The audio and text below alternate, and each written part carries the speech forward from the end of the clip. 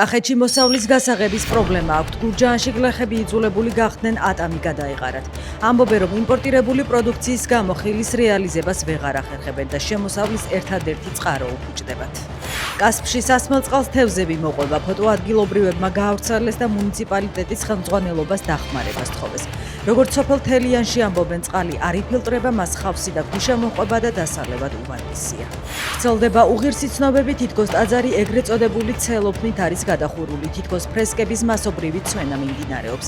გელათის რეაბილიტაციის დროებითი კომიტეტი ამ ინფორმაციებს უარყოფს. მათი თქმით, გადასახური მასალა მაღალ ტექნოლოგიური ქსოვილია, რომელიც გერმანიაში მოიქცევა. ტაძარში კი ყველა კრიტიკული კერა დასტაბილურებულია და მიმდინარეობს კონსერვაციის პროცესი. რუსეთმა ნატოს საჰაერო სივრცე სავარაუდოდ ისევ დაარღვია. რუმინეთში დრონი შეიჭრა, რომელიც ესპანურმა ავიაგამანადგურებელმა ჩამოაგდო. როგორც ჩანს, დრონი რუსულია, აცხადებს ნატოს სამხედრო შტაბ-ბინის პრესპიკერი.